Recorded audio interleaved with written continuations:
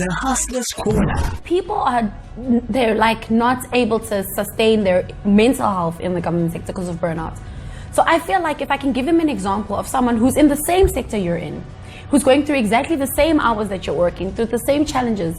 Yes, it's hard. Yes, I take strain, but I'm able to do it every day, knowing what it is that I'm doing for the community and giving back.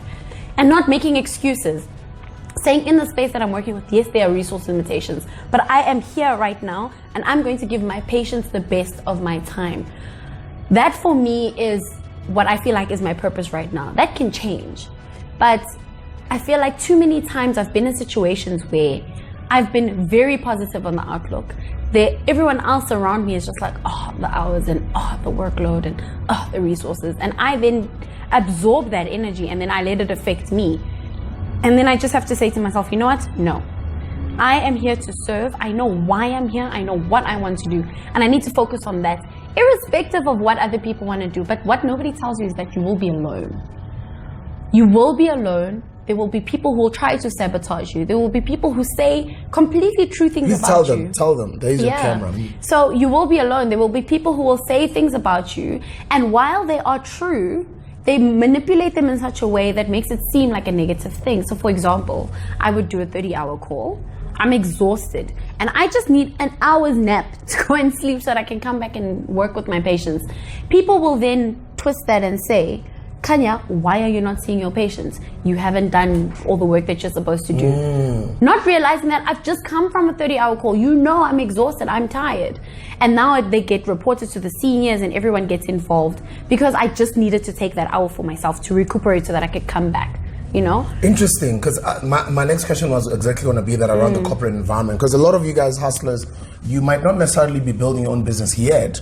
You probably might just be in a corporate environment, or you just graduated, or you're building a career at some company that has just employed you and given you an opportunity to do so. But then you find that the workplace is not what you thought it was going to be when you're at varsity. And you get to experience a lot of things that may be detrimental to your career if you are, I don't want to call it weak or timid, but if you're not wired, if mentally you're not prepared enough, or probably you don't get good advice from mentors or other people who've walked the path before.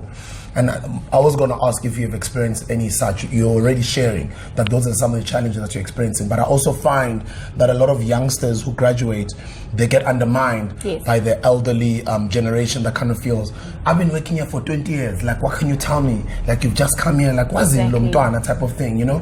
What are some of the challenges that you experience because of your youth in a professional environment? So I think because of all young doctors, when we start, we want to save the world. We're going to do everything for every single patient all the time. And so when you get people who've been working in the system 5-6 years, sometimes even 30-40 years, they are already very complacent. They know the system. They know that's not going to happen. So it kind of, you'll lose a lot of energy very quickly. One thing I can say is, if you know why it is that you are there and you know what it is you are there for, medicine is one of those things that will show you your purpose very quickly. Because at 2 o'clock in the morning, there's no, I can just be okay. And, you are tired, you are hungry, you are overwhelmed, you have a whole casualty of people to talk to. There are people who need things from you. Some people are disrespecting you. Patients are hitting on you. I mean, I just delivered your baby. Why are you asking me for your number?